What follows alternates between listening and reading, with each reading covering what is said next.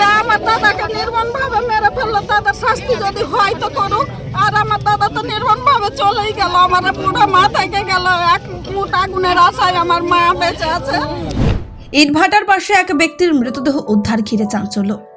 শামশেরগঞ্জের জয়কৃষ্ণপুর মাঠপাড়া ইটভাটার কাছ থেকে এক ব্যক্তির মৃতদেহ উদ্ধার। শুক্রবার সকাল সকাল ঘটনায় ব্যাপক চাঞ্চল্যের সৃষ্টি হয়েছে এলাকা জুড়ে। খবর পেয়ে ঘটনাস্থলে পৌঁছায় শামশেরগঞ্জ থানার পুলিশ। পুলিশ জানিয়েছে, মৃত ওই ব্যক্তির নাম সুবোধ মণ্ডল, বয়স 52। তার বাড়ি শামশেরগঞ্জ থানার 3 পাকুড়িয়া গ্রাম পঞ্চায়েতের রানীপুর গ্রামে। মৃত ব্যক্তি সামান্য মানসিক ভারসাম্যহীন ছিলেন বলেই জানিয়েছে পরিবারের সদস্যরা। যদিও এখন পর্যন্ত মৃত্যুর সঠিক কারণ জানা যায়নি। ইতিমধ্যেই পুলিশ দেহ উদ্ধার করে ময়নাতদন্তের জন্য জঙ্গিপুর মহকুমা হাসপাতালে পাঠিয়েছে।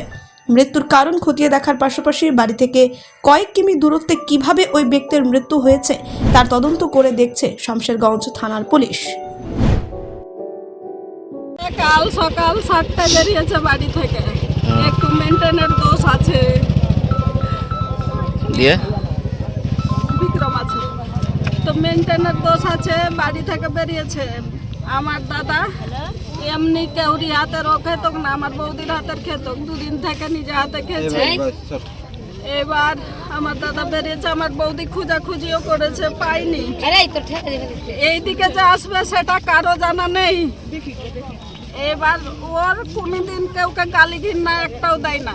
বাড়ি থেকে কখন বেরিয়েছিল? বাড়ি থেকে কাল 7টায় বেরিয়েছে, সকাল 7টায়। বাড়িতে কোনো গন্ডগোল হয়েছিল? না না, বাড়িতে গন্ডগোলের তো কোনো কারণই নেই। কি ভাবছেন এখন? কি ভাবছি, যে আমার দাদাকে নির্মম ভাবে মেরে ফেললো, তাদের শাস্তি যদি হয় তো করুক।